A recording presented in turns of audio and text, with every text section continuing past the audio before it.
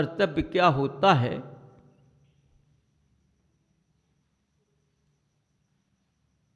तो कर्तव्य के साथ क्रिया जुड़ी होती है।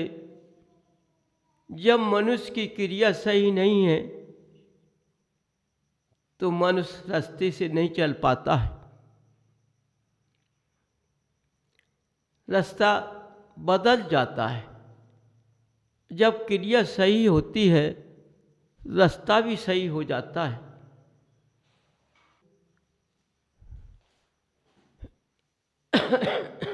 अपने कर्तव्यों को भूल गया है,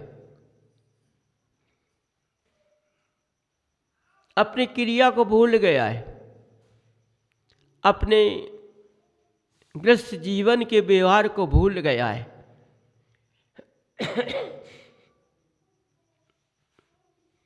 गृहस्थ में क्या व्यवहार होता है वो सब भूल गया है। भाई भाई का नाता कैसा होता है, पति पत्नी का नाता कैसा होता है, पुत्र को होता, माँ बेटे का क्या नाता होता है, सास बहू का क्या नाता होता है, ये सब भूल गए हैं। पति पत्नी का क्या नाता होता है, क्योंकि जब कर्तव्य चला गया है, क्रिया चली गई है, तो घर का व्यवहार भी चला गया है। समझो, वो धर्म से अलग हो गया है। वो धर्म रास्ते पर नहीं है, बिछुड़ गया है। समझो, मैंने रास्ते को काट दिया तो धर्म से मैं दूर हो गया, और मैंने रास्ते को नहीं काटा तो मैं धर्म के साथ जुड़ा हूं। समझिए, तो आज का मनुष्य धर्म से नहीं जुड़ा है, कर्म से जुड़ा है। कर्म बांध रहा है और कुछ नहीं कर रहा है।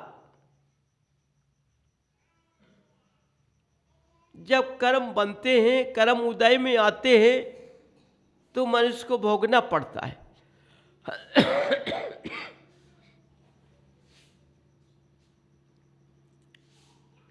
जब भोगता है मनुष्य तो सहन नहीं कर पाता है। कोई सहन नहीं कर पाता है, तड़पता है, तड़पता है। समझो, किससे? शरीर से।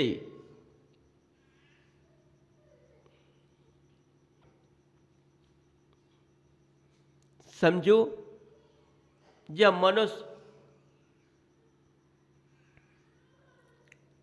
तड़पता है तो उसको याद आती है। याद आती है किसकी?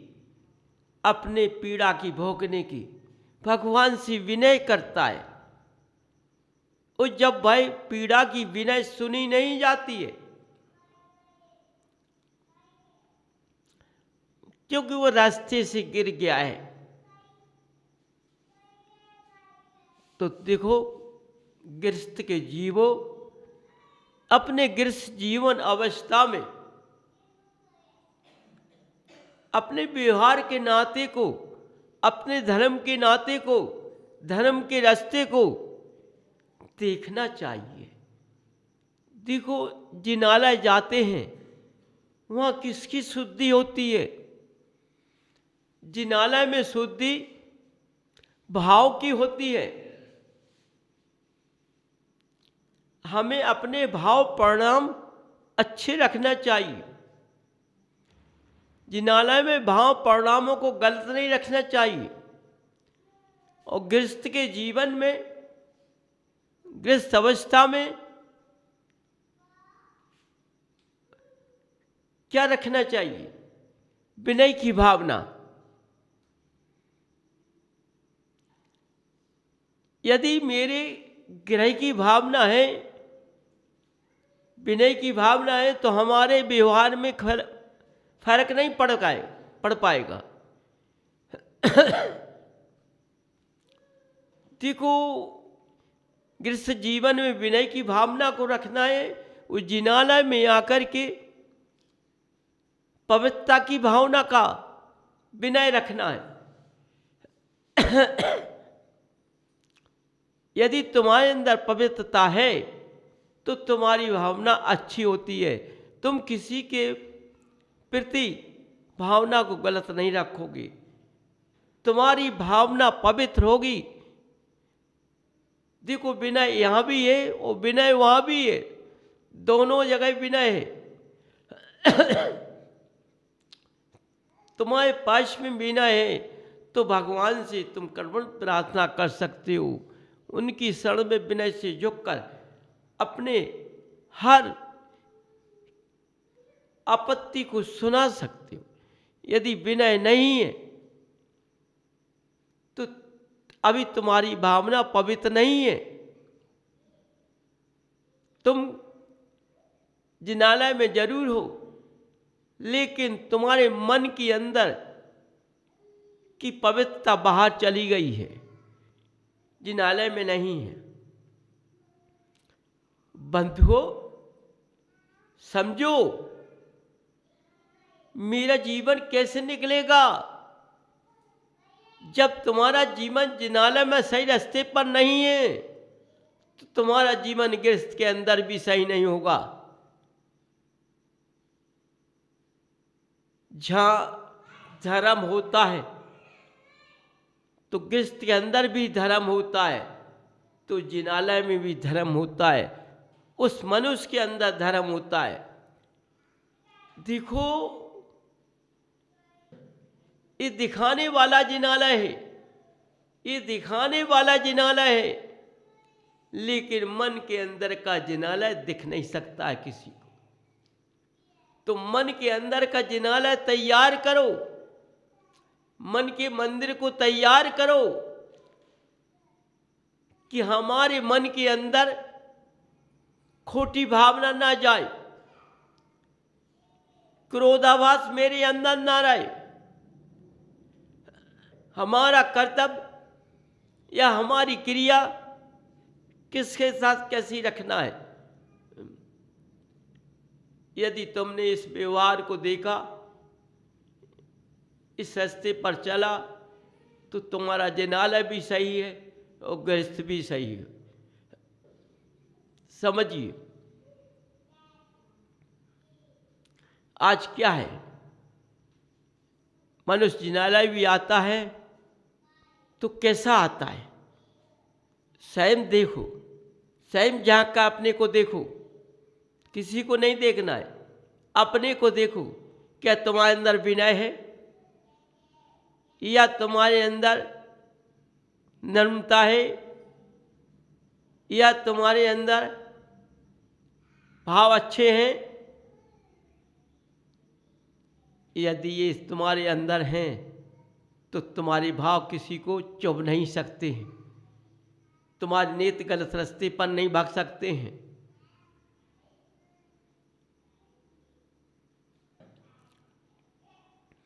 समझिए भाई, जिनालय में आना तभी सार्थक होता है जब तुम्हारी भावना पवित्र हो,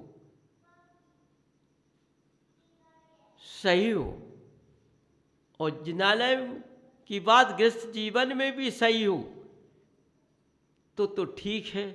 और तुम सोचो, हम गृहस्थ में जाकर खोटी भावना करेंगे, उस जिनालय में जाकर पवित्रता का भाव दिखाएंगे, तो कैसे पवित्रता दिख जाएगी। खोटी तो तुम्हारे पीछे लगी हुई है। तुम सोचो हम मोक्ष का रास्ता पकड़ लेंगे, ऐसा बंधु कभी नहीं हो सकता है। भक्ति तभी काम करती है तब तुम अंदर बाहर एक हो। यदि तुम मन के अंदर कुछ रखे हुए हो तो तुम्हारे यहाँ धर्म के अंकुर अंदर पहुंच नहीं पा रहे, क्योंकि तुम्हारे फाटक कैसे लग चुके हैं, दरवाजे के जकड़ गए हैं। वो अंदर अच्छी बात को सुनना नहीं चाहते, बुरी बात को सुनना चाहते हैं, तो बुरी बात के लिए खुल जाते हैं। अच्छी बात के लिए बंद हो जाते हैं। स्वयं सोचो, हम जिनालय जाते हैं या भगवान की भक्ति करते हैं, वो हमारे अंदर प्रवेश नहीं कर पा रही। अपना स्वयं विवेक जगाइए, अपने अंदर झांक कर देखो, देखो चारों तरफ यही मचा हुआ है। समझो, बड़े बड़े विद्वान कितने ज्ञानी हैं, लेकिन उन्होंने फाटक किसका लगा लिया अपने अंदर? क्षमा का फाटक बंद कर लिया। क्षमा का फाटक नहीं है, दिव्य भंडार का फाटक खोल दिया है। उस दिव्य भंडार में मोहित हो गए हैं। जो घर से छोड़कर आए हैं और भगवान की भक्ति में, उनके समक्ष बैठने में, उनका रूप धारण करने में तैयार बैठे हुए हैं, लेकिन बताओ उन्होंने किस धर्म की दिव्य की भावना को अपने अंदर रखा? आज हर विद्वान दिव्य की भावना से खुश रहता है। धर्म के क्रिया सही हो ना हो, लेकिन यदि धर्म का भंडार खुलता है दिव्य का, तो बड़े खुश होते हैं। समझो, देखो, तुमने यदि स्वार्थ किया दिव्य भंडार से, तो तुम्हारा धर्म साथ नहीं दे सकता है। यदि मनुष्य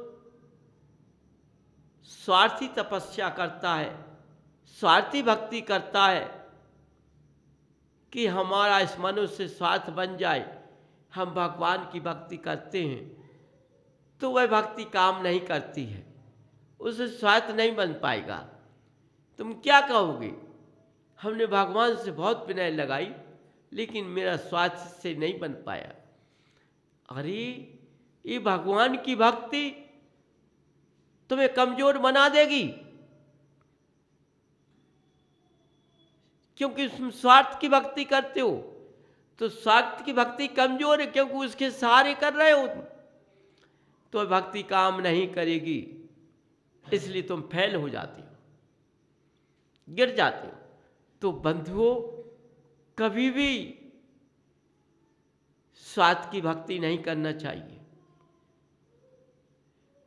समझो, मनुष्य कहते हैं मेरा लड़का हो जाए तो बहुत मैं पुण्य दान करूंगा।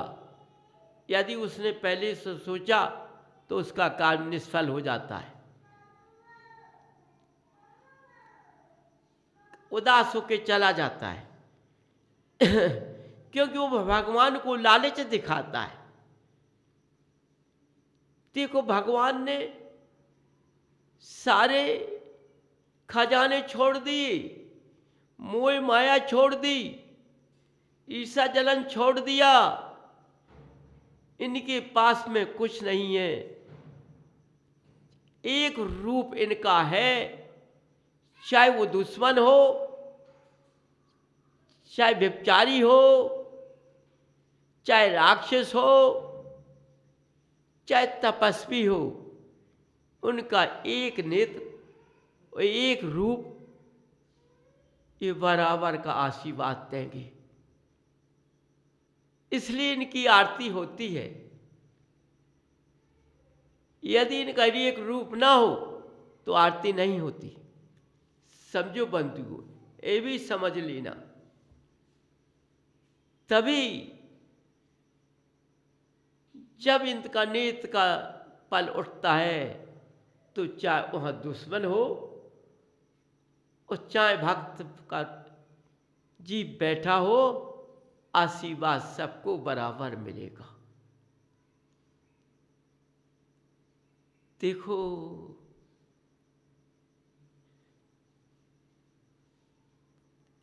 इनका यदि ये दुश्मन को दुश्मन देखते ना तो ये इस पद पर नहीं बैठ पाते। समझो, ये समाये हुए हैं, ये दुश्मन को भी समा लेते हैं, ये विपचाई को भी समा लेते हैं, ये राक्षस को भी समा लेते हैं और क्षमा को भी समा लेते हैं।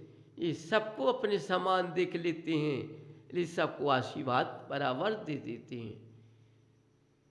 तुमने कितनी तपस्या की, राक्षस ने कितनी तपस्या की, विपचाई ने कितनी तपस्या की, लेकिन उसका तुम्हारे साथ बंध जुड़ गया, उसका भी कल्याण हो गया।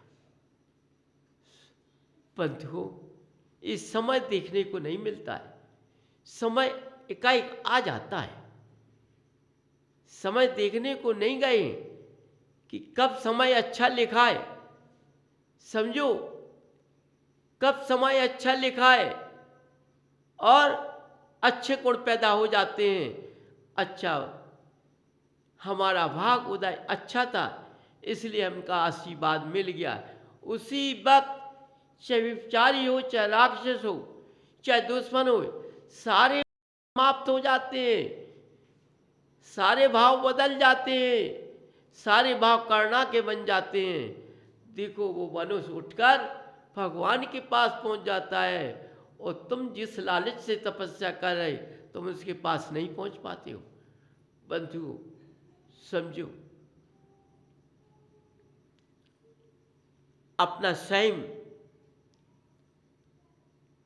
जब तुमने अपने गृहस्थ जीवन की बंधुओं की पहचान नहीं कर पाई तो तुम भगवान की क्या पहचान करोगे।